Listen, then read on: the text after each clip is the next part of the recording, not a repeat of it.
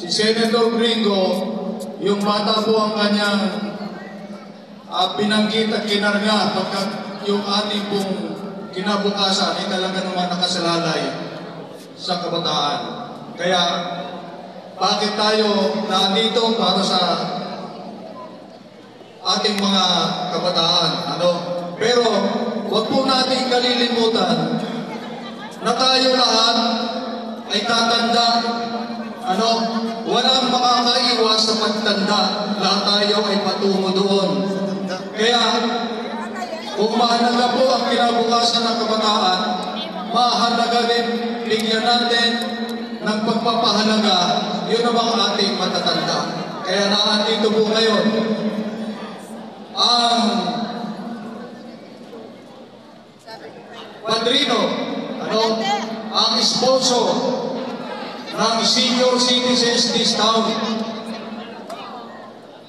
Kung ang ating mga matatanda ay nagtatamasa sa senior citizens discount, ito na po ang may kagagawan. Siya po ang sponsor ng batas na nagbibigay ng discount sa ating mga matatanda. Nasa 20% yan. Plus exemption sa VAT na 12%, kaya lahat-lahat 32% ang nakakaltas po sa binabayaran ng ating mga matatanda. Kaya bilang pagpupugay po sa mga matatanda natin, nandito po si Congressman Godofredo Arquisa, ang ating pong dating kongresista na kumakatawan sa senior citizen. At siya po ang isa sa mga sinasabi natin, tinig ng senior citizen. Kaya nandito po si Congressman Arquisa. Maraming salamat, Presidente ng CCW, at siya din ang namamahala, Presidente ng Marco TV. Dati ko yung manonood.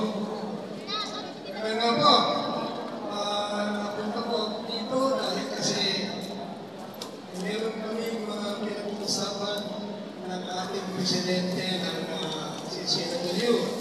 Actually, yung unang presidente nito, si Antonio Villegas, ay siguro 30 taon na kami nagsasama.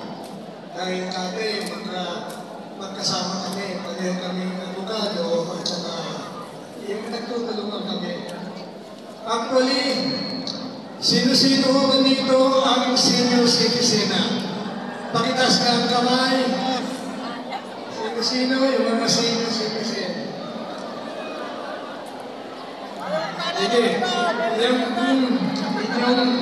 discount, kahit na mayaman, kahit mahirap, may nakausap ako mga retired government officials, mga judges, meron din discount. Kaya ito pong discount ay napaka-laking pakinabang po ng ating mga senior. Actually, yung pong ating pong party, ang tinig ng senior citizen sa Pilipinas. Ito po ay sumpungan ng mga hindi sumusunod sa batas ng senior. Kaya nga po, mga ilang buwan pa po, magkakaroon po tayo ng online. Para yung mga tindahan, kuminsan hindi lang tindahan, pati mga LGUs, hindi sumusunod sa batas na senior. Kaya nga po, tayo po ay sasahing papawid sa YouTube at saka sa TV at saka sa ibang araw po ay mag-online po tayo. Kaya nga po, yung mga hindi pa senior, matuwa kayo at merong nag-iisip na sa inyong kapakinabangan. Yung kung mga malapit na mag-senior, marami na kayo, pag nag-senior kayo, marami na kayong benefits. Yung 1,000 naman, ay paano malaking bagay yun. Yung mga nag-80, 85, 90, 95, meron na kayong 10,000. Kaya lang, hinahanapan pa ng pondo. Pero bakit nila hahanapan? Ang dami-dami nilang pera.